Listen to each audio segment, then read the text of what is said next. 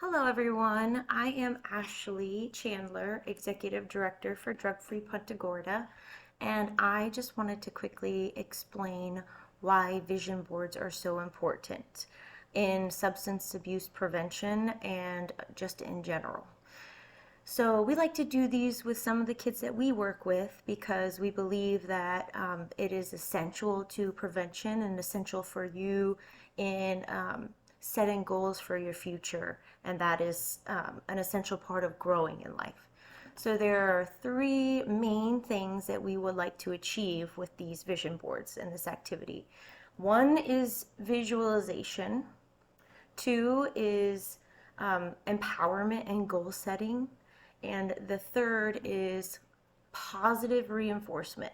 So positive reinforcement, like when you do something really good in school and you get a prize or candy or something. So first, the visualization aspect of vision boards is important because this is helping you to create mental images of what you desire for your future. This will help your brain to see or visualize the positive change or the outcomes that you want for your life. And as you make your vision boards, you can, when you're finished with them, you want to set them up somewhere that you can constantly view, visualize, and show them off to other people that come into your area where you have them set up. Number two is empowerment and goal setting. So creating a vision board allows you to define your purpose by choosing images that you want, symbols, and unique designs that relate to you as a person or as an individual. This is actively helping you to shape your future while enhancing your motivation to reach your goals as well. And number three is positive reinforcement.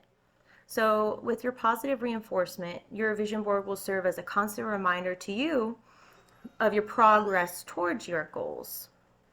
As you make achievements or you get awards or compliments from your parents, teachers, or other family members, you can add those to your vision board and celebrate your accomplishments as you achieve them. Show them off and remind yourself that you are incredible, unique, and you're preparing for an amazing future. Good luck with everything, you guys, and I hope you have fun doing this project. When I'm done. Okay. What do you want to be when you grow up? A famous YouTuber. See a little bit when I get all this, write it down. Maybe we can make that happen. Successful at. So let's see. See you in a little bit. What's that? It's a YouTuber, and I write it. That's me. I want to. My top goal is just to get at least a custom play button. That's my only goal as a YouTuber. If you get me to like the ruby and the middle one, thank you so much, guys. Thank you so much. I'll just be grateful for a silver one. I need subscribers on my main account, my mom's, which you probably see, Jeannie Lewis or Tyler Lewis. So I had 7 subscribers on there. I put so much work just for you guys. See you later. Subscribe now, please. Focus. My dream as a YouTuber. Subscribe now, please.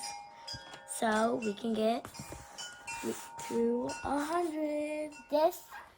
What everyone's asking, you got 7 subscribers on your main account where you post like 100 shorts, and this is my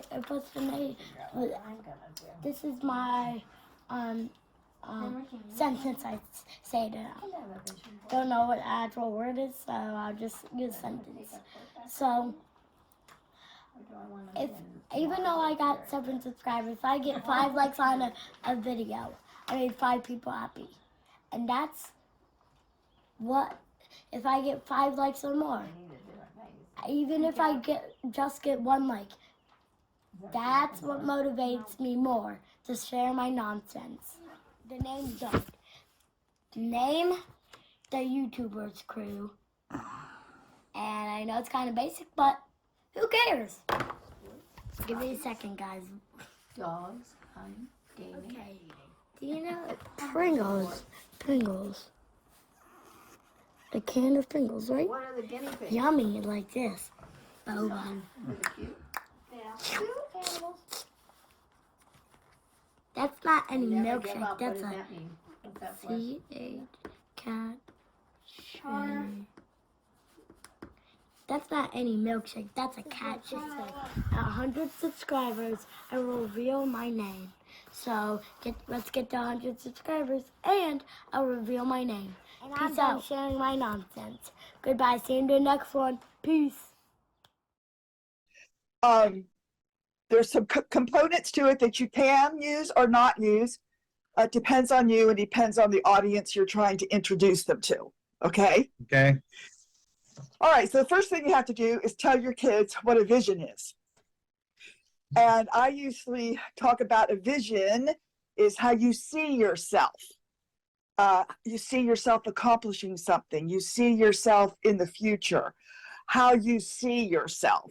However you want to talk about that. And then I bring up a very wise book, which happens to be the Bible. Says in Proverbs 29, it says that the people perish without a vision. Without a vision, the people perish. In other words, without a vision, they don't seem to have any goals. And I acted out, I said they get up in the morning, they really don't know what they're going to be doing or what they want to do or what they should be doing. They just kind of la around, and don't accomplish anything.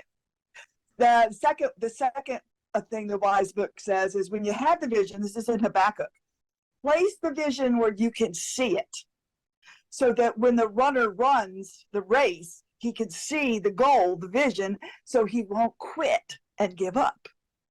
So that means you've got to put a vision board up where people can see it. So I go over that. That's how I introduce the concept. Okay. Mm-hmm. Next, next, I give them a real life example. And this is great if you have kids that know anything about football. But if they don't, they most do. likely hurt young. Okay, good. It'll work real well. And I was told the story about Lamar Jackson. He's the quarterback for the Baltimore Ravens, I think. Mm-hmm. Anyway, when he was a little boy, probably 8, 9, 10 years old, it was his mom and his little brother, and their father passed away. And it was very, very heartbreaking time for the family. Now, their mother was a runner. She ran races and just practiced running all the time. So what she decided was she was going to get her boys involved in every sport there was, no matter football, baseball, basketball, whatever was out there. She was going to get her boys involved in sports. And she used to get them up early in the morning, like she got up, and she'd have them get their running shoes on, and they would literally run the neighborhood all around the house and come back and get cleaned up and go to school. So her boys were used to putting in the hard work, is what I'm trying to say. So as it turned out, Lamar, he really loved football. And he really excelled in it. So, when he was in high school, he got, the coach saw how fast he was. So he said, well, I might try him out as a quarterback. So he decided that he did that, he did all that to be a quarterback. And at a very early age, he had set a goal for himself that he was going to get a scholarship to a good college, and that one day he would be the best football player in the country, and he would win the Heisman Trophy. That was his vision. So he worked very hard, and he was very good, but he got injured. And at the time of injury, he had to lay in the bed and recover. I think it was something with his leg or something, I don't know. But anyway, he had to lay in the bed. And his mother, being the smart woman she was, she got this big piece of banner paper, and with red paint, she painted the word Heisman on it. And she tacked it to the ceiling right above Lamar's bed. So whenever Lamar would go to bed, that's what he'd see, Heisman. And whenever he woke up, that's what he'd see, Heisman. So his vision to one day win the Heisman did not diminish at all. So he did get, I think, a full ride. I want to say Louisville. I'm not sure. I think that's where it was. Anyway, he got a full ride. And once again, they saw how fast he was and how he could maneuver, and they made him a quarterback. So it came time for them to nominate, I think there are 5 football players that were nominated to win the Heisman Trophy. And I tell the kids all that, you know, and I said, so there he is. He's sitting down in this big auditorium, and there's 5 other guys that are really hoping they win the Heisman. And then it came time to announce the winner. So the guy comes up to the podium and he says, this year's winner of the Heisman Trophy is Lamar Jackson. And I show them the picture of him winning the Heisman Trophy. Wow. Yeah. So I that helps them understand the importance of having a vision. He worked hard for that. He had that in mind the whole time, and he got it. So once I've set the grounding for why it's important to have a board, why it's important to have a vision board, then we talk about the things they might like to accomplish. Now, this is where it can be anything they want. Maybe they want to be able to swim across the Peace River on the 4th of July some year. Maybe that's their vision. Maybe their vision is to, and I talk about this, maybe their vision is to one day win on The Voice or America's Got Talent with their singing skills. Maybe they want to be an NFL football player. It can be what they want to be as a career, or it can be just anything they want to accomplish. Doesn't have to be what I want to be when I grow up, but a lot of kids do that, you know. So we talk about that, and then they have time to think about what would their vision be. Now we come into how do we make the vision boards. And let me tell you, they can be as cheap or as expensive as you want. You can get actual bulletin boards that are what, 2 feet by 2 feet or 2.5 feet, and they're kind of pricey. But here's what I do, because I did them for all the second graders in Charlotte County. I got black fiber board. See that? Wow. So all that is a piece of black fiberboard that you can get at the Dollar Tree for, which is now not $1, but $1.25. Okay. And this is what I got for them.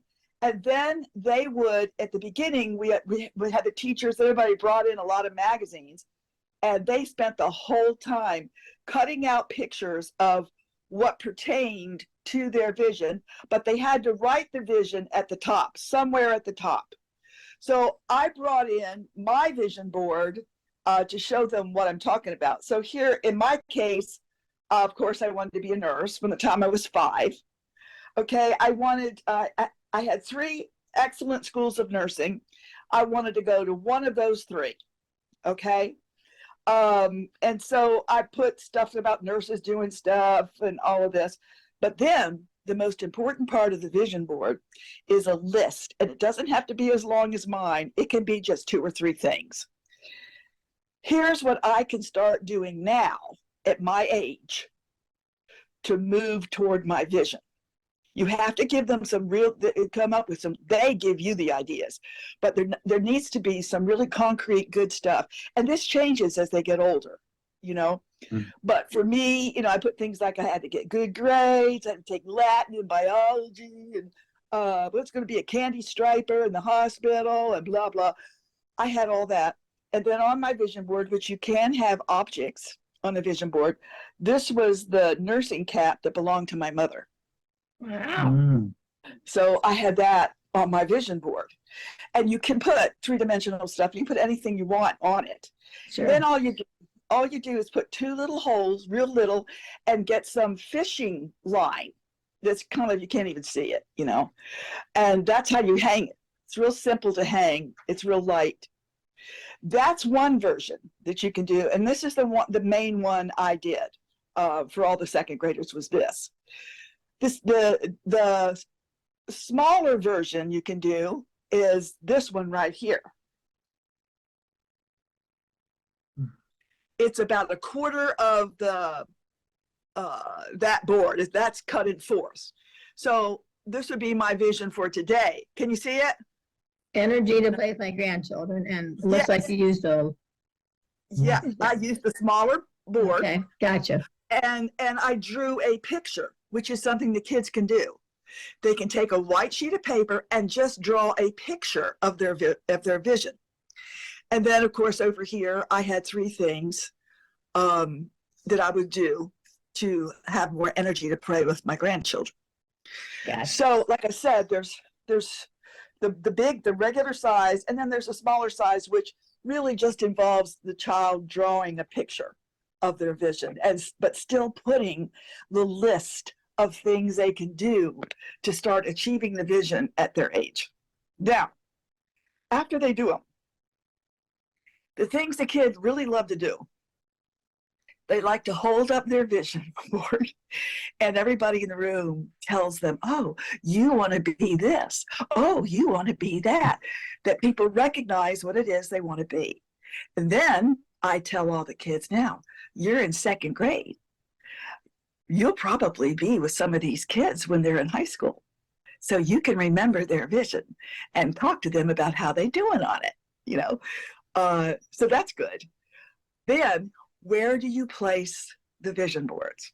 That's really huge. You do not put them in the child's bedroom. You do not put them in the hallway. You put them somewhere where everyone who comes to see you in your home can see the vision board.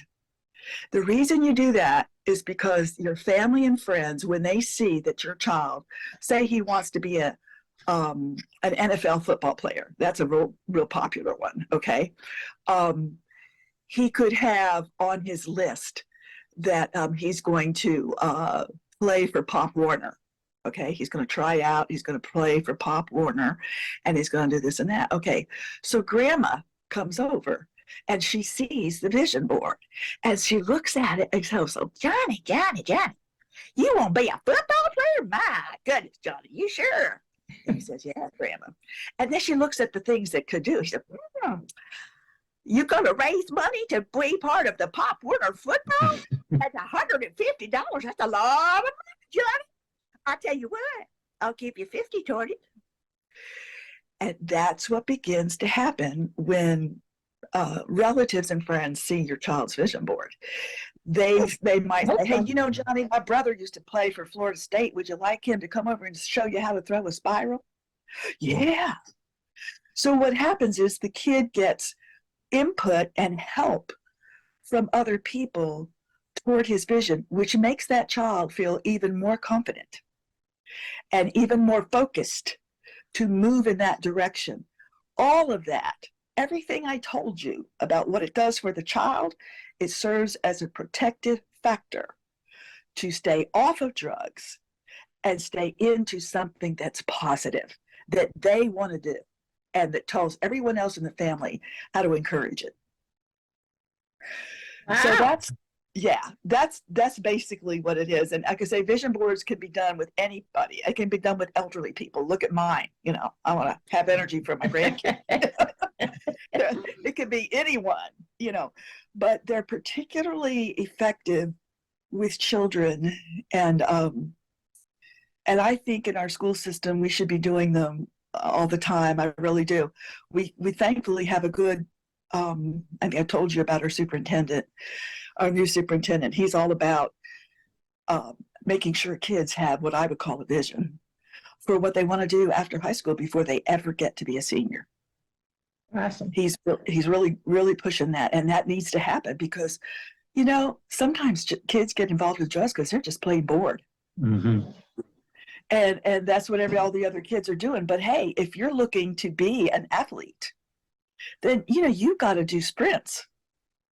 You've got to get up in the morning like Lamar Jackson and run the neighborhood. I mean, there's things you can do while you're a kid. to prepare you. And that's what this is about. That's awesome, Rachel. Thank you. Yes, Where yes.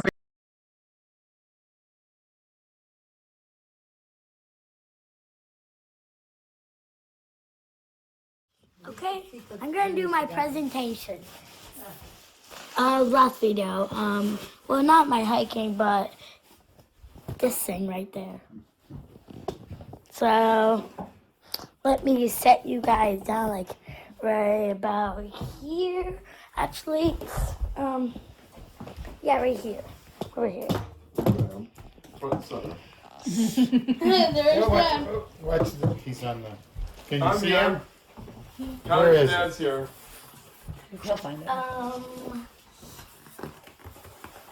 Okay. So, What do you want to be when you grow up, Connor? Mom, a YouTuber. Mom, I want to be a YouTuber. Look at that, Mom. I want to be a YouTuber. Subscribe so I can get to 100. Just saying, subscribe. And 5 top things to becoming a YouTuber. 5 top 3, really. Top 3 things to be a great YouTuber. Step 1, make good shorts or vids. Step 2, make a goal for subscribers. Step 3, have more than 1 people in your vids or shorts, whatever. And that is my information of being a great YouTuber. So what's your name? At 100 subscribers, I will reveal my name and everyone here's name. Yay!